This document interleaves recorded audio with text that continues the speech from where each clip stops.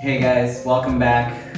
We're here with Chris and Sarah Murphy. If you are tuning in for the first time, we are Shawna and Marcos Gonzalez. This is the Resurrected Marriage podcast. And Sarah and Chris are group leaders in Living Victorious Marriage, and they have decided to graciously come on for episode 4 and share their testimony. So we're super excited to have you guys. Yeah, thanks for having us. Thanks for having us. Yeah. So tell us a little bit about your journey. So, Sarah and I have been married we just celebrated our 20th wedding anniversary, June 26th. We have 3 beautiful kids. We have a son who just turned 18, a 15-year-old daughter, and a 13-year-old daughter. And Sarah and we met in junior high youth group. So, I mean, you put that together, we've been together as a couple for 27 years. Yeah, long time. So, yeah, a long time. Amazing. Yeah. So cool. Yeah. She didn't like me at first when we met in junior high. I wasn't up to her standards yet. I had to grow on her a little bit, but I won her over. Yeah, you had to mature a little bit more. Yes. You still have that. Yes. Maybe Yeah. so. Thanks for letting us come on the podcast. And Definitely. we've been growing and working together on our marriage. But what brought us to Living Victorious was just we needed a change in how we were being towards each other, talking to each other, and arguing a lot, and we just were just being together for a long time. We kind of got in a groove or in habits of just the day-to-day and taking kids to school and taking them to sports and not investing in each other, and woke up, kind of one day it was like we just were fighting all the time and needed a change. Yeah, definitely. Like I said, she grew up in the church. Her mom and dad are solid believers, and they still are, and brought us to youth group back and forth and just praying over us and just raising a godly house. Mine wasn't as much as Sarah's, but that was my experience being around Sarah and her family so much. It was just a faith-filled, godly family. And, going through high school, we were heavily involved in our youth group, in our church, and I guess I could say that, that kind of just carried us through probably the first few years of marriage also, just having that firm foundation. But in my opinion, now looking back, we weren't equipped to deal with the challenges of being a married couple and dealing with just the day-to-day things that happen as a married couple, with your kids and everything that goes along with that. And for me, it was like, well, maybe it was a pride thing. I would think to myself, we don't have marital issues. I mean, they were very minor back then. Like maybe we've been married for 5 to 8 years. We're a Christian couple. We're not going to struggle. We're not going to have trials. We weren't equipped to deal with trials. I would think to myself, just, we're believers. The Lord we're not going to have that in our lives. And Yeah, we weren't becoming like one, like we were like just being separate, like living separate lives almost, but then together at the same time. And we weren't discussing everything together and being how God would want us to be, because he wrote the script, the Bible, and once you follow his ways, he directs our paths.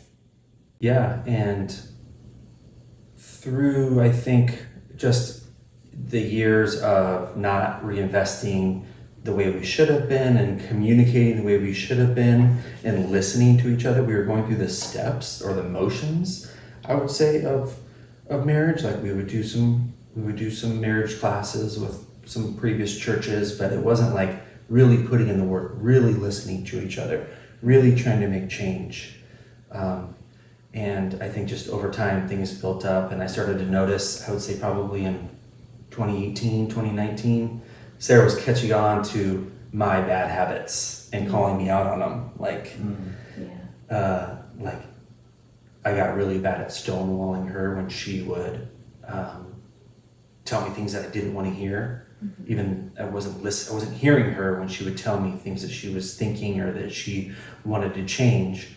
I would take it as like, it hurt my pride, like offensive. I'm like, how could you say that, you know? And then it would turn into 24 hours of not really talking or giving her love. And that's probably her primary love language, is just affection and love. And I was depriving her of that. And then it would turn into 2 days, turn into 3 days. And it just got, I could tell that it was taking its toll on her. So I think that's where we started really realizing that things had to change, and we reached out to get marital help. That's where we came to Living Victorious, and me and Sandra, definitely.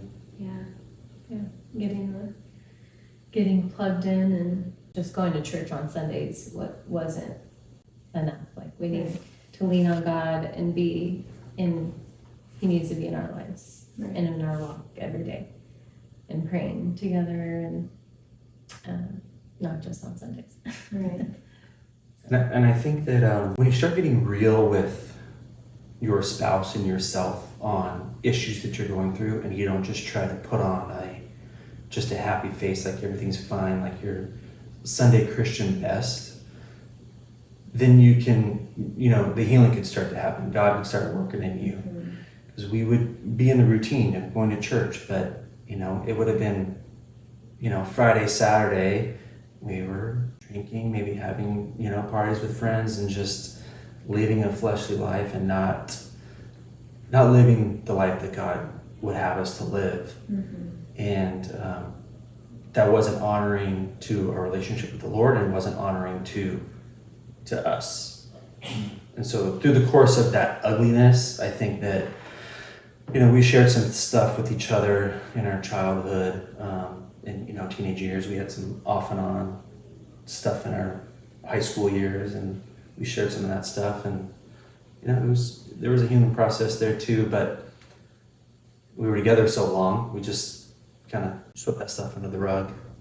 But it did resurface. If you don't deal with things in your marriage that will get brought up, it will get brought up eventually, because she knows me better than I know myself, and I almost know her better than she knows herself. So she knows herself pretty well.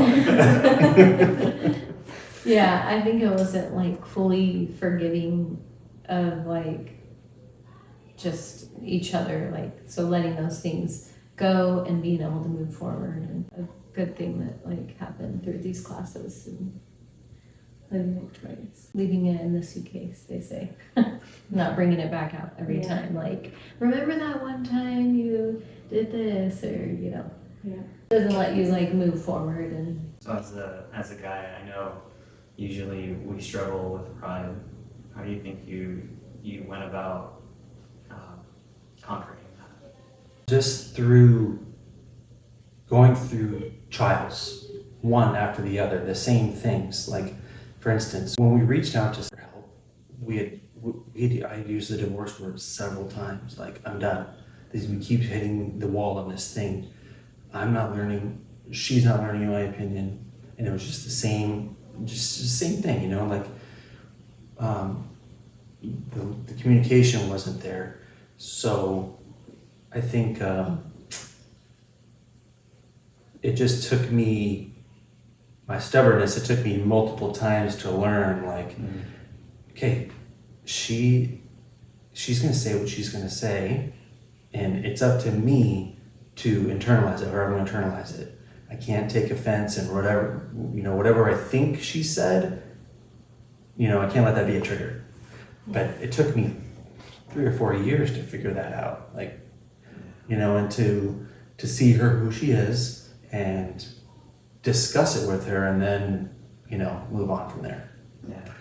Yeah, it was defeating for like both of us to be like another argument or here we go again, and it just was like those spiral thoughts of like, well, is it going to be better somewhere else or this? And so that's a lot of like how there shouldn't be an out, and it should never get brought up ever. But people just, or we were thinking it, and people could think it's just like this is the worst, but it gets better.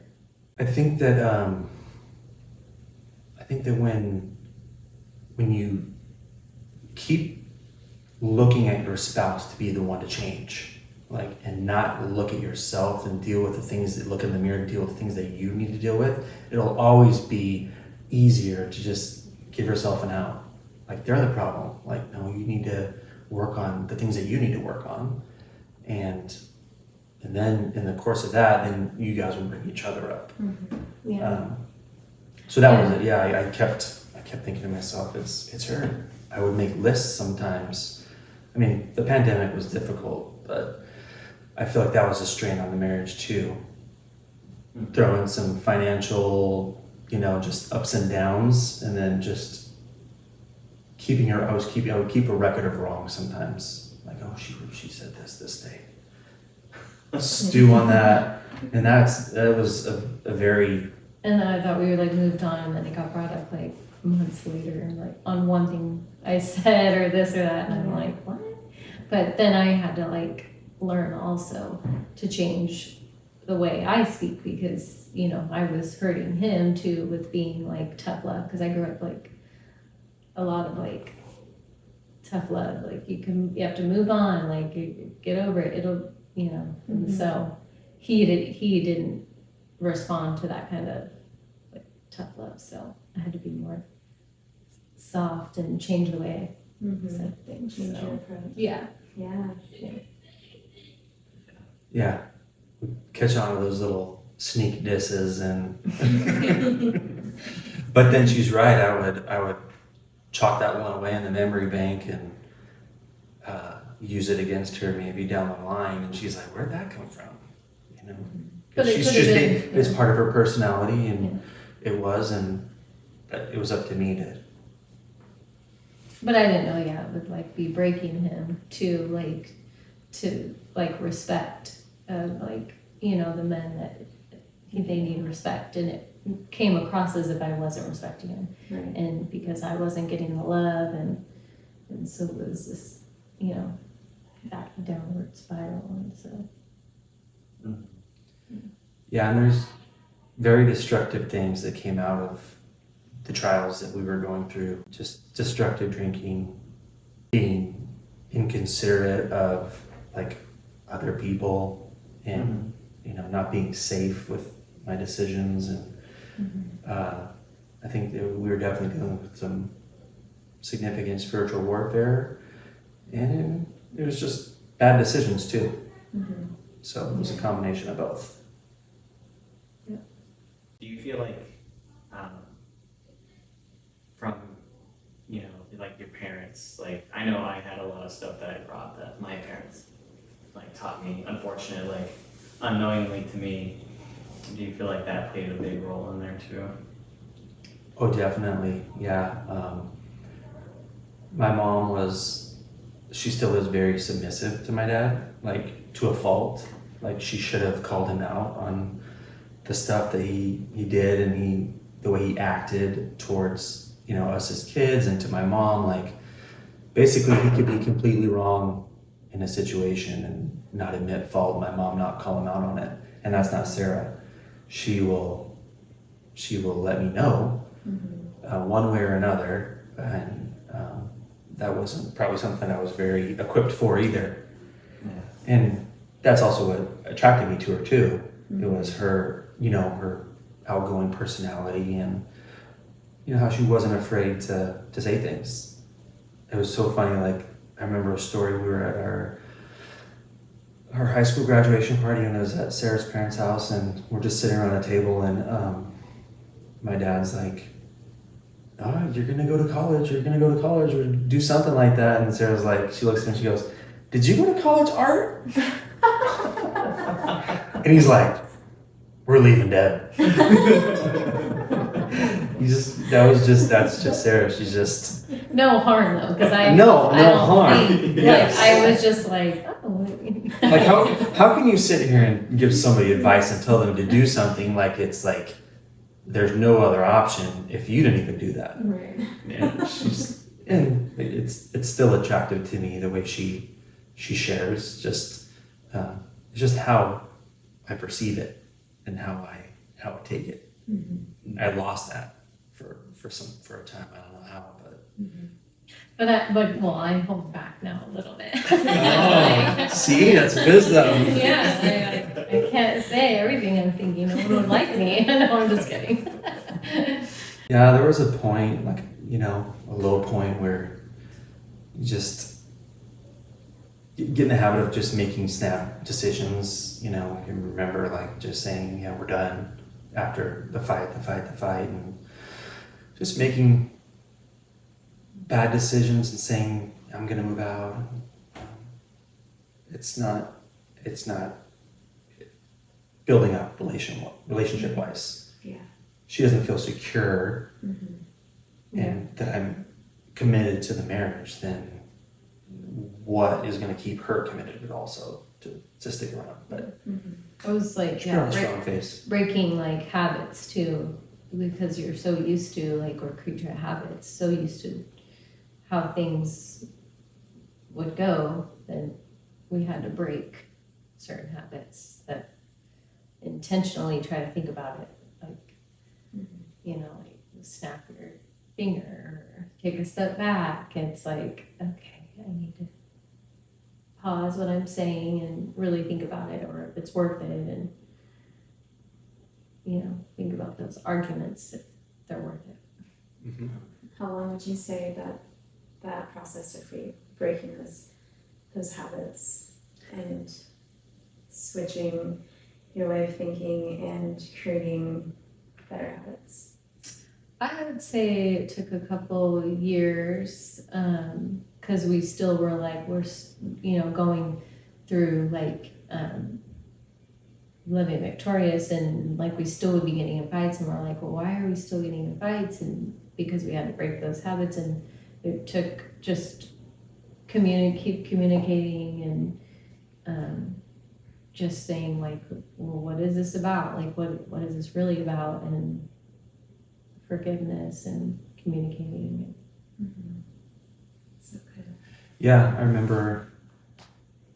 And praying together, but a big one was praying together, because it's like when you're bringing God in your everyday life, and how hard it is even to pray together when you're in an argument. It's like you don't want to, and you're just like, well, let's just pray real quick, and even if our intentions, or if we're mad, it ends up being like helpful, because it breaks that and helps us to come and see eye to eye, come together. That's so good. It took us. We went through Living Victorious for a season, and then started a small group. Still, were in a healing, very much a healing situation. Keeping the marital issues like under wraps, even though we're having a small group, in my opinion. I was like, we're just like thinking and struggling, like, why are we going through this still? And I'm gonna put a happy face on having a connect group, having a small group, and just felt fake. Yeah. And I thought to myself, oh yeah, we've gone through Living Victorious. We've gone through some remnants of, or resemblance of like marriage counseling. It's fixed. It's not fixed. You have to do the work to get the things fixed. You have to put in the work. You have to watch what you say. You have to be open. You have to communicate. You have to watch your tone. That's where real things start to change, and it takes time.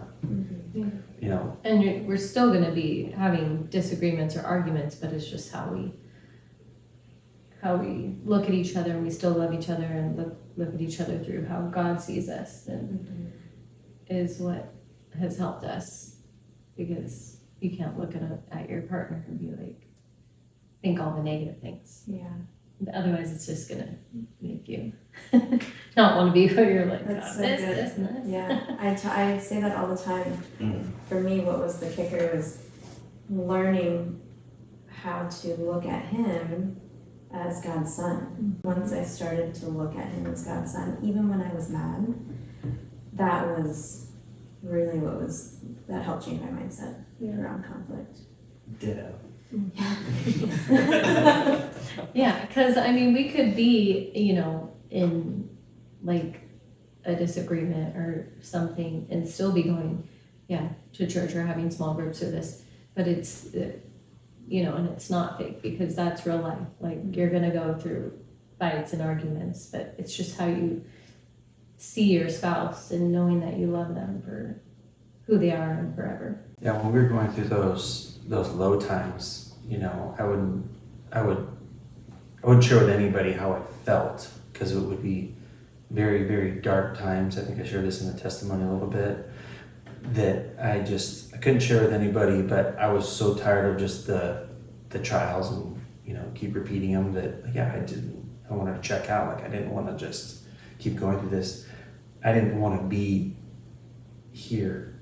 Like, I didn't want to live. Mm-hmm. And it was hard to share that with Sarah. And it's a very, something deep and dark to have over my head. But it was, I don't know if it was just a matter of thinking, well, I'm a saved Christian. Why am I going through these trials? And it's just one after the other, and it continues to happen. And a lot of it's my fault, but I hadn't come to terms with that yet. And it was just like, why is it happening again? Why is it happening again? Yeah, And it was like a dark time, like, because you feel like in a dark place when you're at a low point or argument, and so it was like when he would like share, so it was like I could pray for him and rebuke any spirits or anything like that's like attacking you, because the enemy is going to be whispering in your ear all of the things that aren't true. Yeah, I was feeling shame, and when you don't share with other people what you're going through, that's when the devil will attack you. When you're alone in your thoughts, and I was like, I can't really share with Sarah too much. I don't want to put that on her. And just being a believer, should I be struggling with kind of things? And it was like, there's this, a decent amount of shame, which is not from the Lord, and you can't run from those things, and you can't keep it to yourself. Mm-hmm. You have to share with people you trust, share with people you love, share with your pastor, share with your wife first, in the right setting, not when you're angry, or not when you've been drinking, or not when you're coming off a fight. Mm-hmm. So That's so good. Really taking the best time to share those things, praying about it, praying that your spouse has the ears to hear what you have to say, the hard things. I think the thing that helped me the most as a man too was getting into community. Because I had no community before, so I just like simmered in that Mm-hmm. thought. So I don't know, like I feel you on that. Like when I was alone and the thoughts came, I just let them fester, and unfortunately, so yeah. That was a big thing for him too, like that. Now that you said that, community and getting in to like involved and joining, community, like you're saying. Mm-hmm.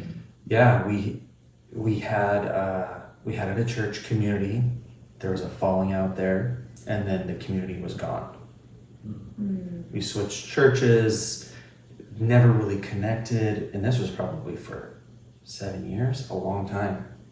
No community really, no connect groups. We weren't at Centerpoint yet, or if we maybe tried Centerpoint, we really didn't decide to plant roots there. And so there was a time where there was zero community for me for a long time. Mm-hmm. Yeah, and when you look back, you could see the trouble that we were in. It was leading up to something, right? It led up to something, something destructive, and by the grace of God, we're coming out of that. But it takes time to come out of that. We don't get into these situations as a married couple or men or women overnight. We don't get out of them overnight. Right. It's the long game. It is a long game. Yeah, well, God doesn't want us to stay the same. He wants us to grow, Right. and that was like, unfortunately, what needed to happen. The trials that we were going through for us to grow and see it. And praise God. Yes.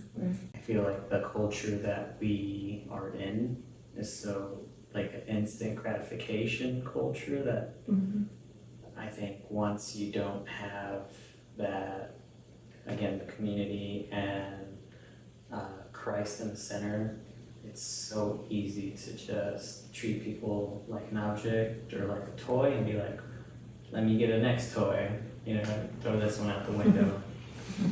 Versus you have a little bit of faith, you tend to stick around or fight through because you have God to lean on, you know?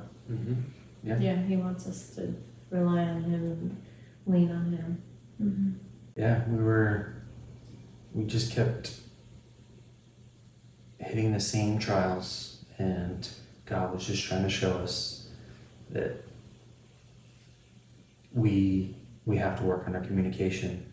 And people, I used to think like communication, like you just talk, you know, but no, it's like you have to listen to them, you know, what they're sharing, and spend time with them. And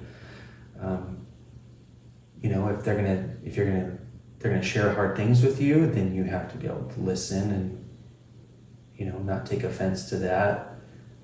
Obviously, timing is everything. That's one thing that we dealt with too. Yeah. That was something that we had a hard time with, was timing. I would tell Sarah, like, is that really the right time to talk about this? Yeah. I'm like, She yeah. said, "Well, we're awake." I'm Yeah. like, yeah, but it's right before bed. Yeah. Yes. And, no, it's like, you know, we're best friends again, and we're deeper, our relationship is deeper, and we can not just surface level communicate, but we really, you know each other and can talk about everything.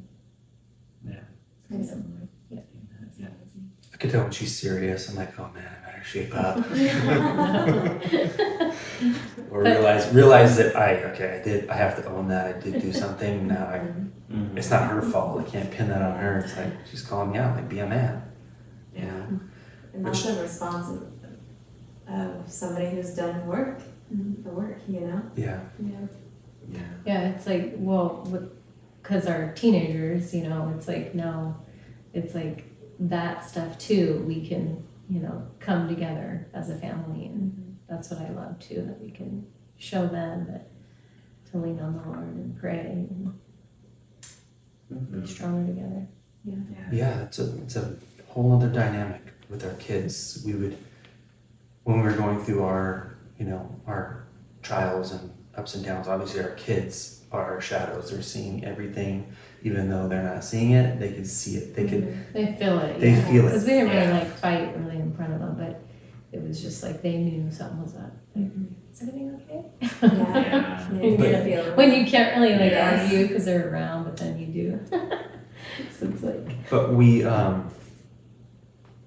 like for instance, we would be on like maybe a weekend getaway or something, and her and I would get into it or something, or something would happen with the kids. And if it happened late morning, usually the whole day would be shot. Like people are upset, feelings are hurt, things were said that you wish you could take back. And you're like, oh my gosh, we're gonna have to start over tomorrow. But now we're teaching our kids like an instant reset. We can say something to someone because it needs to be said discipline-wise or whatever. Or her and I could say something to each other, but it doesn't ruin the whole day. It doesn't have to ruin the whole day. That's the house I grew up in. Yeah. It was just like anger versus anger, and anger meets anger, and I'm going to be angrier. And it wasn't as bad with her and I, but it would still, probably a few vacations that we wish we could get a redo on, or a day on. We're like, gosh, Or we laugh about it now. that was ugly. But I remember a situation where something like that happened, and Sarah's like, it's not going to ruin the whole day, guys. I'm like, you're right, it's not. You just, kind of revert back to some of your old ways, and it didn't. Like everything was good again. So let's talk about that and like the techniques the techniques that you implement to make it not ruin the whole day? Because I know, I'm sure there's a lot of people listening who that's a struggle that they have with their conflict. You know, it ruins just the whole day. Yeah. Or even days and weeks, I'm sure. So what do you guys do with your marriage, and then even with your, as a family as a whole, to make sure it doesn't ruin the whole day? I think that we address whatever's happening first, like depending on what's going on. I can't think of a situation right now, but you know, because we're all different personalities and someone's going through something, so we address like what's going on, get it out, and then kind of like be like, okay, if there was hurtful things said, apologize to each other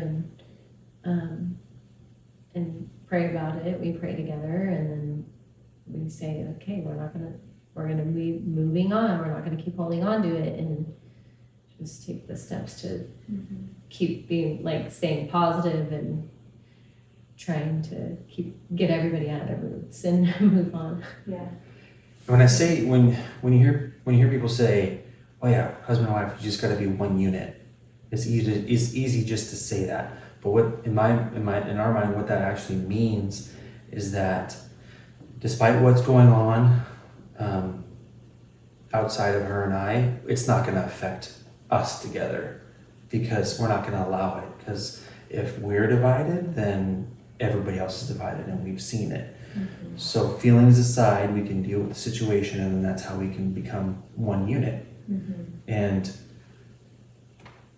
if not, like circle back sometimes, like be like, okay, we'll try again tomorrow. Or things don't have to be addressed right away either. If you see something that irks you, you don't have to say anything immediately. You can just say, hey, we have to talk about this a little bit later, but I'm good. You know, just to put them at ease. Yeah. And then you go about your day. Yeah. And still, you know, love and have touch and affection, because sometimes, you know, it's like when you're mad at them, your spouse, you don't want to touch. You're like, I don't want your hand. Right. Yeah. But, you know, still like how hard it is. You're like, I'm going to touch you still. Frozen. Yeah. So really working on that pride, setting aside that pride, Yeah. and just staying committed to really just doing the right thing, right? And good conflict resolution. Yeah. I feel that that's key, especially like communication. Like for example, I'll just use an example of today. oh yeah, Like I'm very military, right? Yeah. So if you tell me to do something, I will do per word what you said to Right. do. So she said, get the waters ready for the girls, right? Yeah. And get me some snacks. So I did. Yeah. Waters ready, Yeah.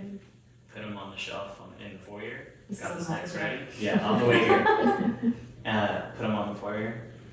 That was what I was instructed to do. Mission accomplished, done. Yeah. And she didn't voice the rest of the story. So I get in the car on the way here after I drove with the kids, and I'm like, hey, can you grab my snacks? And he's like, they were right by the water. So I was like, okay. And again, I didn't get mad because now we have been working on ourselves, versus before I would have been like so angry that he didn't do what I was thinking and not what I actually said. So, Yeah. so I was like, okay. So I just stopped and didn't say anything right away. And then about 5 minutes later, I was like, okay, so this is a communication thing. Yeah. It's happened more than once. So what I mean is, when I ask you to do something, it's because I have all this mental load and I'm trying to share it. Right. So if I say, hey, can you get the waters and the snacks? It really means like get the waters and the snacks and bring them. Don't just wait. Don't just put them there for me to grab everything along with the 20 million other things I need to get. Like, Yeah. But I see where you didn't see that because I didn't. He's so black and white. It's just it's so military. And we have like the mommy brain of all the things we have to do. All things. Yes. And you're And like, I'm overwhelmed, and I'm know. like, I just need help. Let me share the load. But he didn't see that because I didn't, Yeah. Can't read minds. Exactly. Mhm. And sometimes I expect him to read my mind. Yeah. Yeah. Get it ready and bring it with us. Yes. Yeah. I have a lot of them in mind right now, Yes. and I need you to think for me. Yeah. Exactly. I know. And before I would have been just so mad. I was like, why? It's obvious. Like, it's just common sense when it's not. And that's another thing in our marriage where there's been so many things that I thought was common sense. Mhm. And because he, you know, we come from two different families and we're raised two different ways. And to him, it's not common sense. Yeah. That's been a big thing in our marriage. And I feel like it's a very common thing, right? Yeah, it You is. don't think the same. Oh, Mhm. So yeah. you really have to teach your spouse and vice versa. And Yeah. Yeah, I didn't know what love languages were. Let alone that there were 5. Right? Yeah. Yeah, we did that test, and I think we figured out like we have the same ones. We're like, this can't happen, man. We can't both like Both acts are of gifts. service. Yeah. No. anything that you guys want to share? Well, like we said before, there was a process of where we weren't putting in the work to improve our marriage because, or at least me, I thought everything was good. There's no issues, so what is there to work on? But there was things to work on. Mm-hmm. You know, listening to my wife, communicating with her, just things that I could have done better. And then, you know, you just get in a groove, and then after a while, you know, we just started seeing issues pop up and arise, and they didn't go away. So it took a few years for things to get there, and then things didn't just improve overnight. It took probably a solid 3 or 4 years to come out of that and to improve on things. And you know, that's what we love to share with other couples too, is to stay the course, like you said, Shawna, the long game, and to work on yourself. You know, I work on myself, she works on herself. She says she doesn't say things as quickly as she used to, and what she does say I don't take offense to. You know, we noticed that you have to notice that shift. Do you guys ever notice the shift? Yes. Like, Yeah. you know, you know your spouse so well that they can say something and you've already maybe have a protective barrier that goes up. And then maybe you're not hearing what they're saying anymore because you're protecting yourself from maybe past hurts or traumas. Mm-hmm. And that was a lot of what we were going through. She would say things and I would instantly get triggered and put up like a defense mechanism. And learning how to deal with that shift and not to let it trigger me Mm-hmm. has been, I think, one of the biggest things for me. Like, it was like, is everything okay? Yes. Like, why? Like, that question triggered, you know? But now it's just like, well, let's just, you know, take a couple deep breaths and. Is everything fine? I don't know. Maybe, you know, the dishes weren't done, or the backyard, or this, you know, something small, or something Yes. where it's like, you know, that could trigger, Yeah. and you're like, okay, well, actually, yeah, I didn't like this. Yeah. You know, and it could be the most innocent things that turn into something because we, you know, just things that you're holding on to, or I was holding on to, that would, you know, something would get triggered. Yeah. Communicating what the issue is. Like if she says, hey, is everything okay? You're like, maybe it's not. Mhm. Yeah. What's going on? And not having the expectations of, you know, wanting your spouse to do something, or like you said, like reading your mind, and then you're like, well, I didn't know I had, you didn't tell me, so Yeah. communicating that. No, I've noticed a change just in how we conduct, you know, our relationship with each other. Just being more mindful of, you know, just the individual, who she is, and she looks at me, who I am, and just it's nothing like verbal. It's just more of I think a love and respect we've figured out, Mm-hmm. right? Grace. Yes. Grace for each other, grace for the moment. I forgot to turn in, every week I have to turn in a time card. And I didn't last week, so I didn't get paid on Friday. It was kind of a big deal. It's kind of a big deal. So Friday, Sarah's like, she's like, you didn't get paid. I'm like, what do you mean to get paid? I worked all week. I was ready to call my boss. Like, what's going on? I'm like, oh, wait a second. I didn't turn in my time card. And Sarah's like, I gotta go. So she left. So then she calls, she asked me, she goes, so what happened? And I told her what happened. She's like, this was Thursday, I think. She's like, well, you need to go down there and get it. I'm like, I'm not driving to Orange County today to get it. Like, we'll get it. I'll get it Monday. Yeah, it's just. So then Monday rolls around, and I didn't go to the office because I have some flexibility. And she's like, she's like, you didn't go? And then she looked at me. She said, Chris, you need to go get it. And I just looked at her. I was like, I knew she was serious. I'm like, priorities, okay? Yes. And she walked away. I wasn't mad. I was upset with myself. I'm like, oh, disappointed her. But rewind maybe 2 years ago, it would have been a big deal. It would have been like, I would have took offense. I would have gotten mad. I probably would have dropped the hammer on him and it would have been like things. Yes, it would have been like warfare. Yeah. Like, you challenged me. I work. I earn the money around here. You know what I mean? Like one of those things. Like you'll get the paycheck when I say you get the paycheck. I don't care if it's my fault.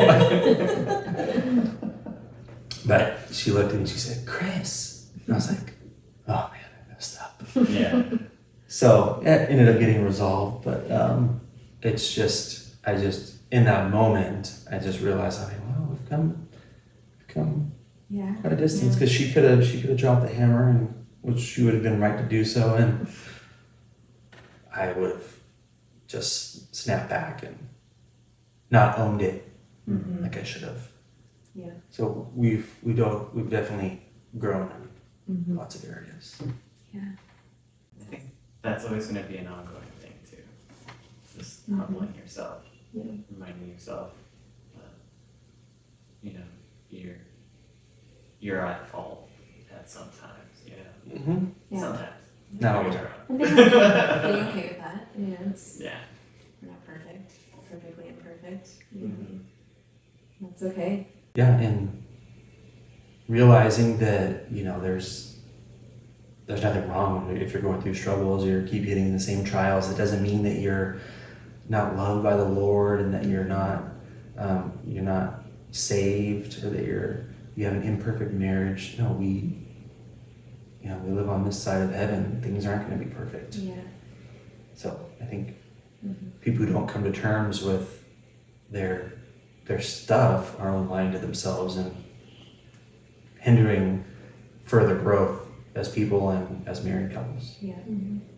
Because just because you're a Christian doesn't mean there's an instant hedge of protection around you and your family. Like, Right. it's a target, actually.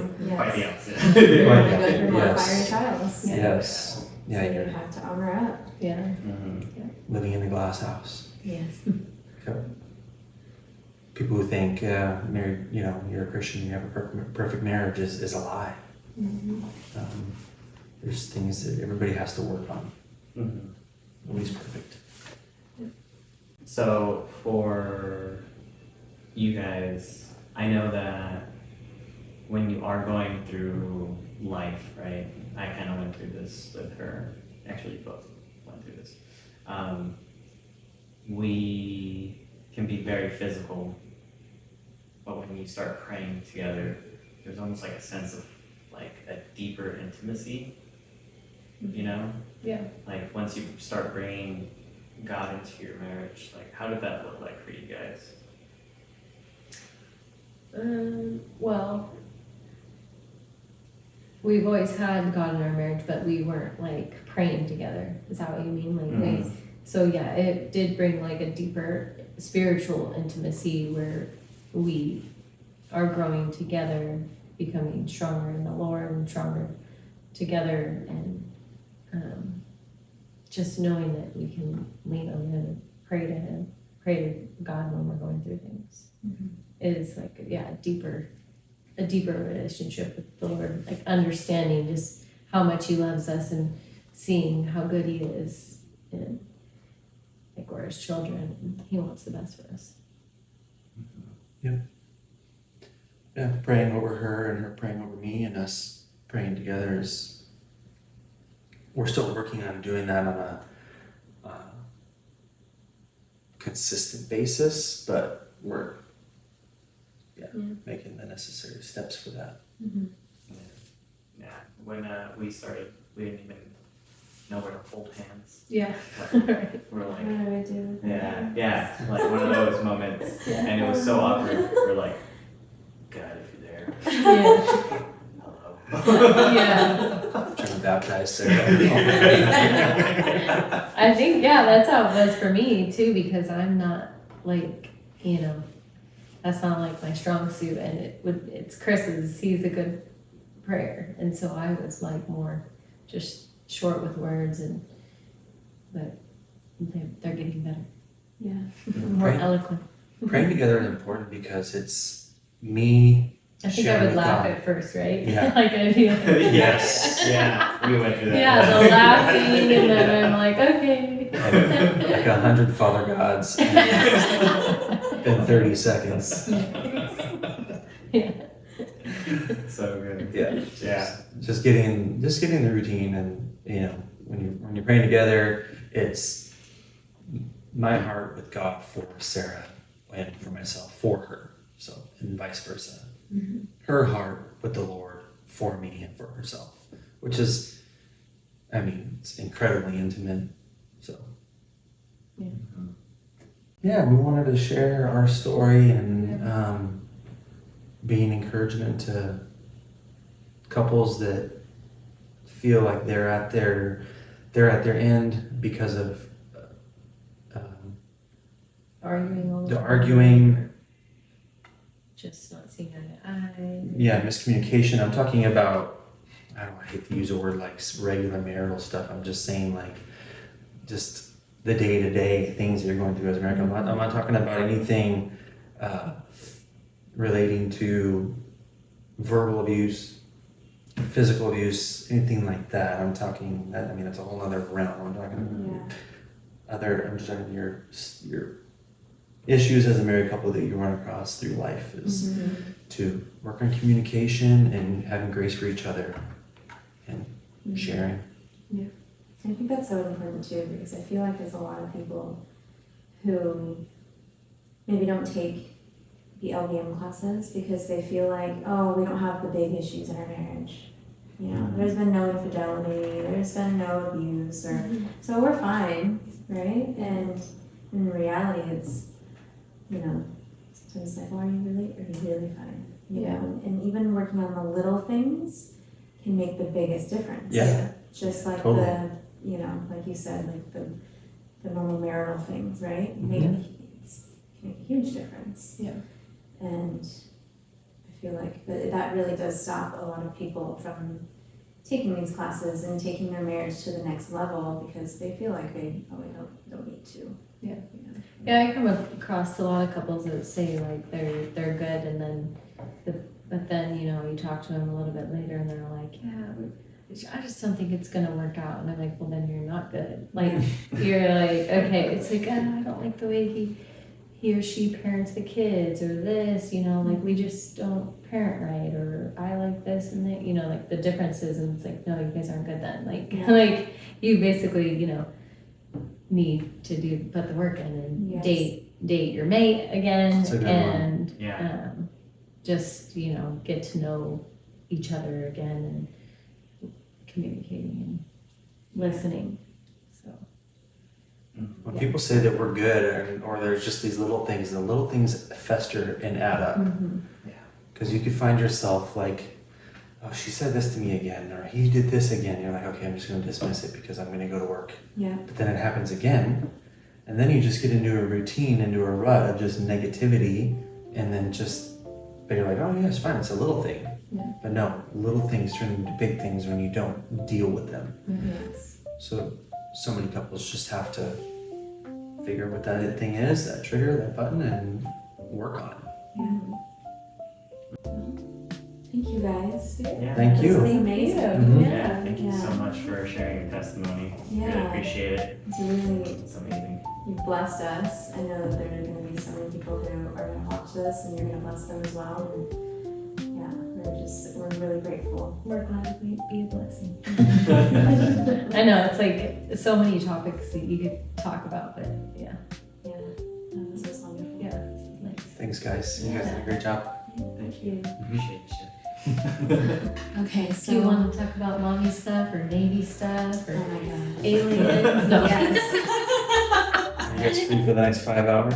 Sasquatch, you know, an episode pretty much. Okay, well, thank you guys so much for joining us for episode 4. Again, we just wanted to thank the Murphys for coming on with us and sharing their testimony. If you would like to reach out to us, you can reach out to us on Instagram at the Resurrected Marriage, or you can also reach out to Living Victorious Marriage, and in the bios there's links to the classes that Living Victorious offers. And just like always, you know, if you need prayer over your marriage or you need help in any sort of way, please feel free to reach out on Instagram, or if you have our personal numbers, you're more than welcome to reach out to us, and we would be happy to pray with you or to get you connected to the resources that you need. So again, thank you for joining us, and we'll see you next time. Bye. See ya. Bye.